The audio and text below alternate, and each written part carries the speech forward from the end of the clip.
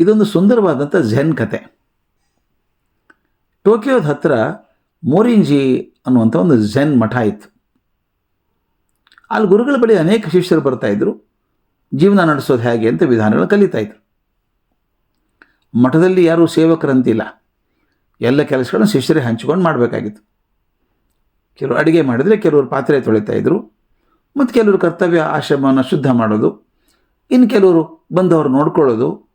ಹೀಗೆ ಹೊಂದಾಣಿಕೆಯಿಂದ ಕೆಲಸ ಮಾಡ್ತಿದ್ದರಿಂದ ಎಲ್ಲ ಸುಸೂತ್ರವಾಗಿ ನಡೆದಿತ್ತು. ಒಂದ್ಸಲ ಅಡುಗೆ ಮಾಡೋ ಜವಾಬ್ದಾರಿ ಹೊತ್ತಿದ್ದಂಥ ಕೆಲವು ಹುಡುಗರಿದ್ರಲ್ಲ, ತರುಣರು, ದೊಡ್ಡ ಪಾತ್ರೆ ಬೇಕಾಯಿತು. ಮುಂದೊಂದು ಹಬ್ಬ ಬರ್ತಾ ಇದೆ, ದೊಡ್ಡ ದೊಡ್ಡ ಪಾತ್ರೆಗಳು ಬೇಕು. ಆಶ್ರಮದ ಅಟ್ಟ ಹತ್ತಿದ್ರು. ಅಟ್ಟದ ಮೇಲೆ ಇಟ್ಟಿದ್ದಾರೆ. ನೋಡ್ತಾರೆ, ಏನೇನೋ ಸಾಮಾನು ಸೇರಿಕೊಂಡಿದ್ದಾರೆ, ಚಿತ್ರ ವಿಚಿತ್ರ ಸಾಮಾನು. ಎಷ್ಟು ವರ್ಷದಿಂದ ಬಿದ್ದಿದ್ದೋ. ಒಬ್ಬ ತರುಣ ಸನ್ಯಾಸಿ ಕಣ್ಣಿಗೆ ಒಂದು ವಿಚಿತ್ರ ಆಕಾರದ ಹಿತ್ತಾಳೆ ಪಾತ್ರೆ ಕಣ್ಣಿಗೆ ಬಿತ್ತು. ವಿಚಿತ್ರ ಆಕಾರ ಅದು ಏನು ಹಿಡಿಯಲ್ಲ, ಅದಕ್ಕೊಂದು ಹಿಡಿಕೆ ಇದೆ, ಮುಂದೇನೋ ಹಿಂಗೆ ಚಾಚಿಕೊಂಡಿದೆ, ವಿಚಿತ್ರ ಇದೆಯಲ್ಲ ಇದು, ನೋಡೋಣ, ಇದು ಬಹುಶಃ ಸ್ವಲ್ಪ ನೀರು ಹಿಡ್ಕೊಳ್ಳುತ್ತೆ ಅನಿಸುತ್ತೆ. ಇದು ರಾತ್ರಿ ಗುರುಗಳ ಕಾಲು ತೊಳ್ಕೊಳ್ಳೋದಕ್ಕೆ ಬಿಸಿನೀರು ಕಾಯಿಸೋದಕ್ಕೆ ಸರಿಯಾಗಿದೆ, ತೊಗೊಂಬರಬೇಕು ಅಂತ ಕೆಳಗೆ ತಂದ. ಚೆನ್ನಾಗಿ ತೊಳೆದ. ಸಂಜೆ ನೀರು ಕಾಯಿಸ್ಲಿಕ್ಕೆ ಒಲೆ ಮೇಲೆ ಇಟ್ಟ. ಇನ್ನೇನು ನೀರು ಕುದಿಬೇಕು ಅನ್ನೋ ಹೊತ್ತಿಗೆ ಒಂದು ವಿಚಿತ್ರ ಸಪ್ಪಳ ಬಂತು. ಯಾರೂ ಕೇಳಿದ ವಿಚಿತ್ರ ಸಪ್ಪಳ ಅದು. ಅಡುಗೆ ಮನೆ ಇದ್ದವರೆಲ್ಲ ಓಡಿ ಬಂದರು. ಈ ಒಲೆ ಮೇಲಿನ ಪಾತ್ರೆ ಇದೆಯಲ್ಲ, ಅಲ್ಲಿಂದ ಬಂದು ಸಪ್ಪಳ ಅಂತ ಅನ್ನಿಸ್ತು. ಎಲ್ಲರೂ ಬಂದು ನೋಡ್ತಾರೆ, ಒಲೆ ಮೇಲಿತ್ತಲ್ಲ ಪಾತ್ರೆ, ಅದು ಕರಗ್ತಾ ಇದೆ. ಅಯ್ಯೋಯ್ಯೋ, ಇದು ಹಿತ್ತಾಳೆ ಪಾತ್ರೆ ಅಂತಿಟ್ಟಿದ್ದೆ, ಇದೇನು ಮೇಣದ ಪಾತ್ರೆ ಇದ್ದಂಗಿದೆ, ಕರಗ್ತಾ ಇದೆ ಅಂತ.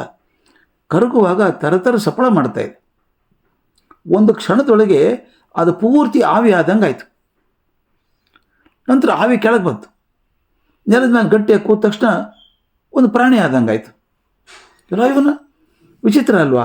ಹಿತ್ತಾಳೆ ಪಾತ್ರೆ ಕರಗೋದೇನೋ, ಆವಿ ಆಗೋದೇನೋ, ನೆಲಕ್ಕೆ ಬಂದು ಅಪ್ಪಳಿಸಿ ಗಟ್ಟಿಯಾಗಿ ಒಂದು ಪ್ರಾಣಿ ಹಂಗಾಯ್ತು.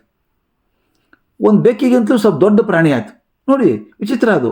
ಬೆಕ್ಕಿನಂಥ ಪ್ರಾಣಿ, ಸ್ವಲ್ಪ ದೊಡ್ಡದು, ಬೆಕ್ಕಿನಕ್ಕಿಂತ ದೊಡ್ಡದು. ಅದಕ್ಕೊಂದು ಆನೆ ಸೊಂಡ್ಲಿದೆ, ವಿಚಿತ್ರ ಇದೆ. ಆನೆ ಸೊಂಡ್ಲಿದೆ, ಮುಖ ಸಿಂಹದ ಹಾಗಿದೆ, ಸಿಂಹದ ಕೂದಲಿದೆ, ಹಿಂದೆ ಕೋತಿ ಬಾಲ ಇದೆ, ಕಣ್ಣು ನೋಡಿದ್ರೆ ಹುಲಿ ಕಣ್ಣಿದ್ದಂಗಿದ್ದಾವೆ. ಮೈ ಮೇಲೆ ಮೊಲದ ಥರ ನುಣುಪಾದ ಹೊಳೆಯುವಂಥ ಬಿಳಿ ಕೂದಲು ಚರ್ಮ. ಸೊಂಡ್ಲೆ ಎತ್ತು ನೋಡಿದ್ರೆ ಬಾಯಲ್ಲಿ ದನದ ಹಲ್ಲು. ಇದೇನಪ್ಪ ಇದು ಅಂತ. ವಿಚಿತ್ರ ಪ್ರಾಣಿ. ಬೆಕ್ಕು, ಆನೆ, ಸಿಂಹ, ಕೋತಿ, ಹುಲಿ, ಮೊಲ ಎಲ್ಲ ಸೇರಿಕೊಂಡಂಥ ವಿಚಿತ್ರ ಪ್ರಾಣಿ, ದನದ ಹಲ್ಲು. ಈ ಪ್ರಾಣಿ ಏನು ಮಾಡ್ತು? ತಕನೆ ಕುಣಿಯೋಕ್ಕೆ ಶುರು ಆಯಿತು. ಆ ತರುಣರಿಗೆಲ್ಲ ಗಾಬರಿ. ಅದು ಕ್ಷಣಕ್ಕೆ ಹಾರ್ತಾ ಹಾರ್ತಾ ಹಾರ್ತಾ ಜಪ್ಪ ಜಪ್ಪ ಜಪ್ಪ ಅಂತಾಯಿತು. ಈ ತರುಣರು ಏನು ಮಾಡಬೇಕು ಅಂತ ಗೊತ್ತಾಗಲಿಲ್ಲ. ಹೆದರಿಕೆ, ಏನು ಮಾಡುತ್ತಾ ಏನೋ. ಕೆಲವು ಸಾಹಸಿಗಳಿದ್ರಲ್ಲ ತರುಣರು, ಹತ್ತಿರ ಹೋದರು. ಸೊಂಡಲಿಂದ ಹೊಡೆದು ಬಿಡ್ತು, ಕಚ್ಚೋಕೆ ಬರ್ತಾಯಿತ್ತು. ಅಂತೂ ಕಷ್ಟಪಟ್ಟು ಮೇಲೊಂದು ಜಾಳಿಗೆ ಹಾಕಿ ಜಪ್ಪ ಗಟ್ಟಿ ಕಟ್ಟಿದರು. ಗುರುಗಳಿಗೆ ಗೊತ್ತಾಗಬಾರ್ದಲ್ಲ ಏನೋ ಗದ್ದಲ ಹಾಕಿದ್ದೀವಿ ಅಂತ ಒಂದು ರಟ್ಟಿನ ಪೆಟ್ಟಿಗೆಯೊಳಗೆ ಹಾಕಿ ಊರು ಮುಂದಿನ ಕಸದ ತಿಪ್ಪೆಯಲ್ಲಿ ಹಾಕಿಬಂದರು. ಮುಂದೆ ಯಾರೂ ಅದ್ರ ಬಗ್ಗೆ ಮಾತೇ ಆಡಲಿಲ್ಲ. ಮರುದಿನ ಕಸ ತೆಗೆಯಕ್ಕೆ ಹೋಗ್ತಾನಲ್ಲ ವ್ಯಕ್ತಿ, ಆ ಪೆಟ್ಟಿಗೆ ನೋಡಿದ. ಅದನ್ನು ಭದ್ರವಾಗಿ ಕಟ್ಟಿದ ರೀತಿಯನ್ನು ನೋಡಿದಾಗ, ಓಹೋ, ಒಳಗೇನೋ ಬೆಲೆ ಬಾಳುವ ವಸ್ತು ಇರಬೇಕು ಅಂತ ತೊಗೊಂಡು ಮನೆಗೆ ಹೋದ. ಡಬ್ಬ ಬಿಚ್ಚಿದ, ಠಣ್ ಅಂತ ಹಾರಿತು ಈ ಜಪ್ಪ. ಗಂಡ ಹೆಂಡತಿ ಹವಾರಿ ಹೋದರು, ಮನೆ ಮಕ್ಕಳೆಲ್ಲ ಮೂರ್ಛೆ ಹೋದರು. ಜಪ್ಪ ಮನೆಯಲ್ಲೆಲ್ಲ ಹಾರೋಕ್ಕೆ ಶುರು ಮಾಡಿತು. ಜಪ್ಪ ಜಪ್ಪ ಅಂತದೆ ಹಾರ್ತಾ ಇದೆ, ಕುಣಿದಾಡ್ತಾ ಇದೆ. ಆ ಕಸ ಗುಡಿಸೋ ಪಕ್ಕದ ಮನೆಯವ್ರನ್ನೆಲ್ಲ ಕರೆದ. ಅವರೆಲ್ಲ ಸೇರಿದರು. ಮತ್ತು ಆ ಜಪ್ಪನ ಮೇಲೆ ಬಟ್ಟೆ ಹಾಕಿ ಬಿಗದು ಕಟ್ಟಿ ಮತ್ತೊಂದು ಪೆಟ್ಟಿಗೆಯಲ್ಲಿ ಹಾಕಿದ್ರು. ಇನ್ನೇನು ಮಾಡೋದಪ್ಪ ಇದನ್ನು ಅಂತ ಚಿಂತೆ ಮಾಡಿದರು.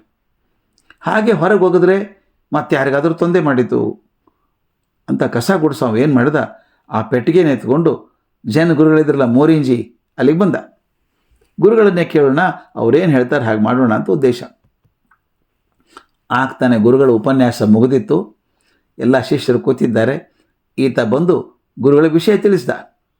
ಹೌದಾ, ಪೆಟ್ಟಿಗೆ ಬಿಚ್ಚು ನೋಡೋಣ ಅಂದರು. ಬಿಚ್ಚಿದ ನೋಡಿ ಮತ್ತು ತಣ್ಣಂತ ಹಾರಿತು ಹೊರಗೆ ಜಪ್ಪ. ಇದನ್ನು ಕಂಡು ಉಳು ಶಿಷ್ಯರಿಗೆ ಆಶ್ಚರ್ಯ. ಎಲ್ಲ ಇವನ ಯಾವುದನ್ನು ಇವ್ರು ಕಂಡು ಹಿಡಿದು ಹೊರಗೆ ಹಾಕಿದ್ರು, ಮತ್ತು ಒಳ ಬಂತಲ್ಲಪ್ಪ ಇದು, ಹೊರಗೆ ಹಾಕಿದ್ದು ಮತ್ತೆ ಬಂತಲ್ಲ ಗ್ರಹಚಾರ ಅಂದ್ಕೊಂಡ್ರು. ಇವ್ರ ಮುಖ ನೋಡಿ ಗುರುಗಳಿಗೆ ವಿಷಯ ಅರ್ಥ ಆಯಿತು. ತಕ್ಷಣ ತಮ್ಮ ಚೀಲದಿಂದ ಒಂಚೂರು ಕಲ್ಸಕ್ಕರೆ ತೆಗೆದು ಜಪ್ಪನ ಮುಂದಿಟ್ಟರು. ಅದು ತಿಂದು ಮತ್ತೆ ಇವ್ರ ಮುಖ ನೋಡ್ತಾ ನಿಂತ್ಕೊಂತು. ಇವ್ರು ಕಲ್ಸಕ್ಕರೆ ಕೊಡ್ತಾ ಕೊಡ್ತಾ ಕೊಡ್ತಾ ಹೋದರು. ಅದು ಕೊಟ್ಟ ಹಾಗೆ ಅತ್ಯಂತ ಕೀಳು ವಿಧೇಯ ಪ್ರಾಣಿಯಾಗಿ ಸುಮ್ಮನೆ ಕೂತ್ಕೊಂತು. ಗುರುಗಳು ಹೇಳಿದರು, ಇದು ಕಾಲ್ಪನಿಕ ಪ್ರಾಣಿ, ನಾನೇ ಮಾಡಿಸಿದ್ದು ನಿಮಗೋಸ್ಕರ ಇದನ್ನು. ನೋಡಿ, ನಮ್ಮ ಮನಸ್ಸಿದೆಯಲ್ಲ, ಈ ಜಪ್ಪ ಇದ್ದಂಗೆ. ಅದು ಯಾವಾಗ ಆನೆ ಆಗ್ತದೋ, ಯಾವಾಗ ಕೋತಿ ಆಗ್ತದೋ, ಹುಲಿ ಆಗ್ತದೋ, ಸಿಂಹ ಆಗ್ತದೋ, ದನ ಆಗ್ತದೋ ಹೇಳೋಕ್ಕೆ ಸಾಧ್ಯ ಇಲ್ಲ.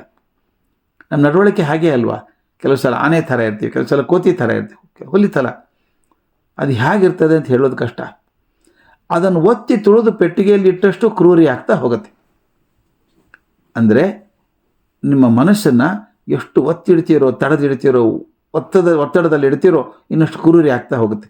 ಅದು ಸರಿಯಾಗಿ ಮಾರ್ಗದರ್ಶನ ತೋಡ್ತಾ ರಮಿಸ್ತಾ ಇದ್ದರೆ ಉದ್ಧಾರಕ್ಕೆ ಮಾರ್ಗದರ್ಶಿ ಆಗ್ತದೆ. ಈಗ ನೋಡಿ ಏನಾಗ್ತದೆ ಅಂತ. ಅದನ್ನು ಹತ್ರ ಕರೆದ್ರು, ತಲೆ ಮೇಲೆ ಕೈ ಆಡಿಸಿದ್ರು, ಚೆನ್ನಾಗಿರಪ್ಪ ಜಪ್ಪ, ನೀನು ಮೊದಲಿನ ಸತಿಗೆ ಬಾಪ ಅಂದರು. ಸರ್ರಂತ ಮತ್ತೆ ಕರಿಗಿ ಆ ಪಾತ್ರೆ ಯಾಕೆ ಕೂತ್ಕೊಂಡ್ಬಿಡ್ತು. ಅದಕ್ಕೆ ಅವ್ರು ಹೇಳಿದರು, ಇದು ನಿಮ್ಮ ಮನಸ್ಸನ್ನು ತೋರಿಸುವಂಥದ್ದಿದು. ನಿಮ್ಮ ಮನಸ್ಸನ್ನು ಎಷ್ಟು ಒತ್ತಡದಲ್ಲಿ ಇಡ್ತೀರೋ ಅಷ್ಟು ಉಗ್ರ ಆಗ್ತದೆ. ಅದನ್ನು ಎಷ್ಟು ಶಾಂತವಾಗಿಡೋಕೆ ಪ್ರಯತ್ನ ಮಾಡ್ತೀರೋ ಅದು ಒಳ್ಳೆಯದಾಗತ್ತೆ.